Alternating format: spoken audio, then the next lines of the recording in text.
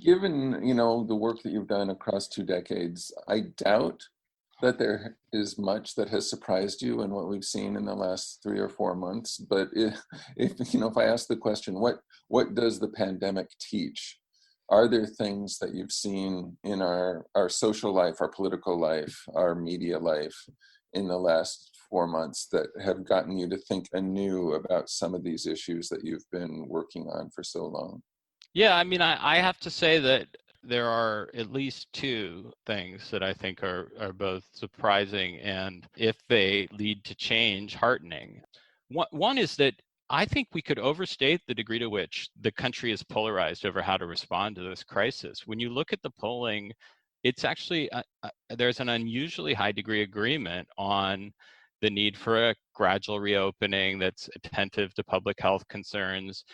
There's support for helping out the post office, support for additional relief, support for help to states and localities. And these are not 50-50 issues. They're like 2/3, 1/3 issues. So I think that's a remarkable development. And indeed, I think in other countries, we've seen that where national political leaders of any party have responded relatively effectively to do those things that people think are going to save lives and minimize the economic fallout, that they've actually seen a big bump in support. It would have been possible, I think, if Donald Trump was a different person and the Republican Party and Mitch McConnell were different, that you could have seen a response that would have led to that. And that's, I think, actually kind of encouraging, right?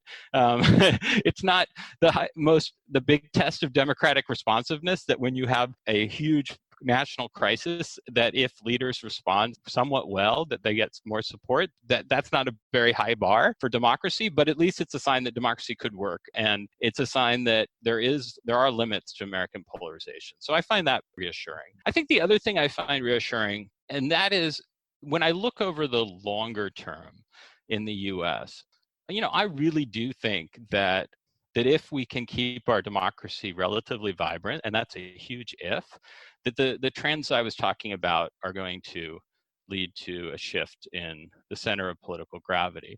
To me, I've been studying American economic inequality and insecurity for 25 years.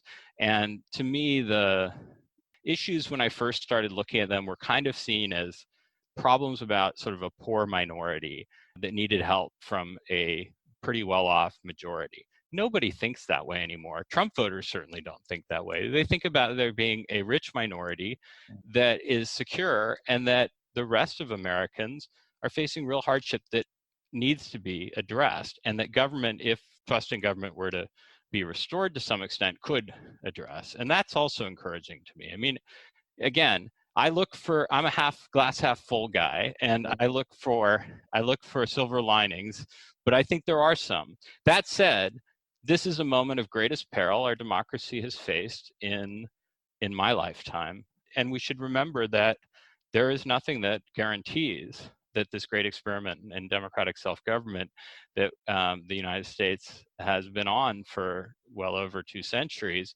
will continue. And to me, this calls on all of us to engage ourselves with these issues and to get involved in politics. And, I've been very careful with my discussions with my students to make clear that, that even though I'm very critical of the Republican Party, that the ultimate goal is to have a vibrant two-party system. And unless, we could create a multi-party democracy in the US, and I think that might be valuable, but I don't know if it's viable.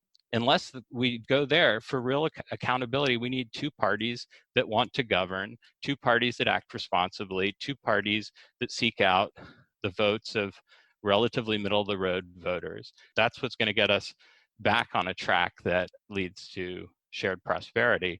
So I do think we're in a spot right now where the only path to that is a significant rebuke to the current governing coalition. But I hope that we can return to a world in which we have a robust two-party democracy that's working to produce what strong democratic government alone can produce in an interdependent world, which is shared prosperity and tackling the fundamental problems we face, from climate change to the challenges of providing opportunity and security in a transformed economic world.